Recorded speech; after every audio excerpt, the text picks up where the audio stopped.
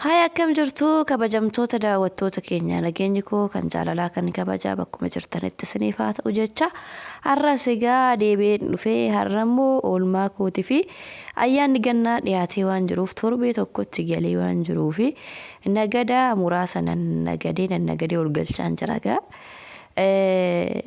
Video kan akka waraabu kan na godhe immoo sababan qaba waa tokkodha. Yeroo gara yerootti wanti hundumtuyyuu hin jijjiirama bakkuma isaatti dhaabbatee hin hafu. Kan dabalus hin dabala kan qannasus hin qannasa wanti hunduyyuu dhaabbatee hin hafu yeroo gara yerootti qilleensi hin jijjiiraman isiniin jedha. Egaa video kana akka waraabu kan na godhe waa'ee timaatimii kanaati. Dhugaa dubbachuudhaaf timaatimiin baay'ee huddii ture. Firee afurfaa firee torbafaati kiiloo dha'anii birrii 130 bitaa turre jechuudha kiiloo tokkitti. Garuu timaatimii garaagarummaa qaba. Timaatimiin inni kun argaa jirtanii kan biyya keessatti timaatimii kan maqii kan jedhan timaatimii gurguddaatu jira. Timaatimii sana aga kiiloon tokko birrii 140 birrii 150 illee bitaa turre jechuudha. Egaa wanti hunduu jijjiirama isiniin jedheera. Kan dabalus jira kan qannasus jira.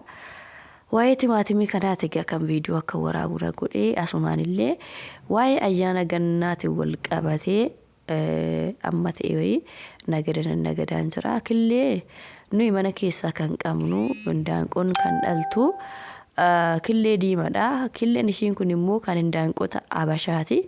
Killee kanas ayyaa jira. Goomman ammoo manumaaf hin bitaa ayyaana fi miti. Egaa waan nagadaa hoolee walumatti qabaasaa waraabuu barbaade ta'u waraabaa jira malee kaarotii goommanni yookiin raafuun kanuma manaati. Garuu gaa timaatimii kana waan isin ajaa'ibu timaatimiin kun kan biyya keessatti kan maqii miti. Timaatimiin maqiin suni baay'ee gurguddaadha. Kunoo madaba akkin amma kaa'e kanatti dhugaa ammanayyuu hin baay'isanii timaatimichi gurguddaadha malee madaba hamma akkin amma kaa'etti birrii 40 bitaa turre jechuudha.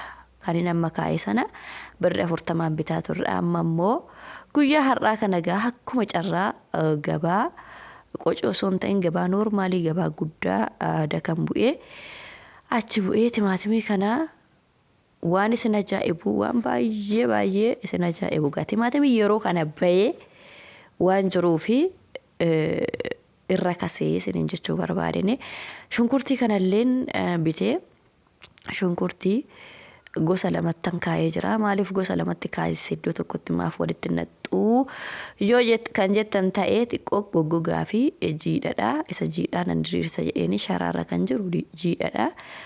Feestaalii keessa kan jiru immoo goggogaadha. Isa jiidhaa ammaatti waan fayyadamuufini isa goggogaa nan ol kaa'a amma torbee har'aatti. Isa kana immoo keessaan fayyadama manaafis jedheetani shunkurtiin kun gara kiiloo 10ti.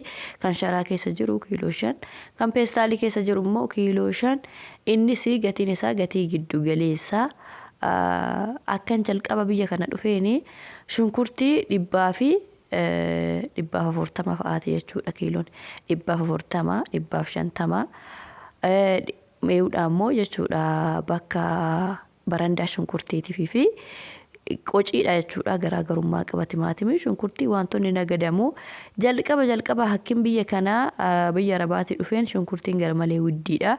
Ammannis galata waaqaa shunkurtiin gadi bu'ee jira kiiloon birrii 28 30 bakka akkuma eewweewuti gurguratu jechuudha.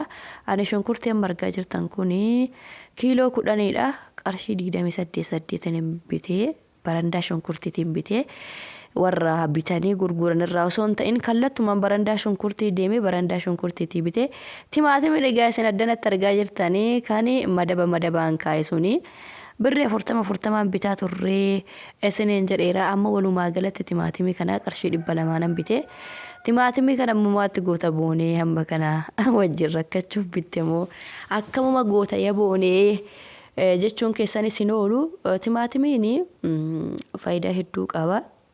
Fakkeenyaaf shiroo yeroo hojjettanii durigaa yeroo qarshii 150 kiiloo tokko binnu silsiisaa yookiin nyaachuudhaaf silsiisaa nyaachuudhaaf qusachaa timaatimii firii tokko fayyadamna. Shiroo wajjin hojjechuudhaaf firii tokko fayyadamna. Amma galata waaqaa yeroon kun akkanatti nu baase yeroon akkanatti nu busheesse waan ta'eef timaatimii madaabaraa tokko kanan bite kana qarshii 200 kanan bite kana akka barbaadetti fayyadama.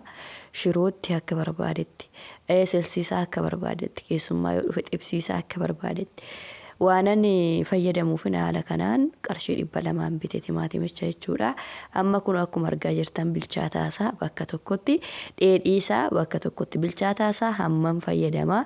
Dheedhii isaa immoo booda waanan fayyadamuufini bakka garagaraatti baasaa jira. Amma timaatimii kanan yeroodhaaf fayyadamu miicetan akkasitti lafa kaasiniin jedha. Goommanni illee qarshii 20 bitamee killeen inni kuni tokkittiin shi qarshii 20 killee ishii kan abashaan bitee killee isa diddiimatu mana jira waan ta'eef gijimbilli illee birri 20 bitamee shunkurtiin illee kiiloo 10 isiniin jedheera.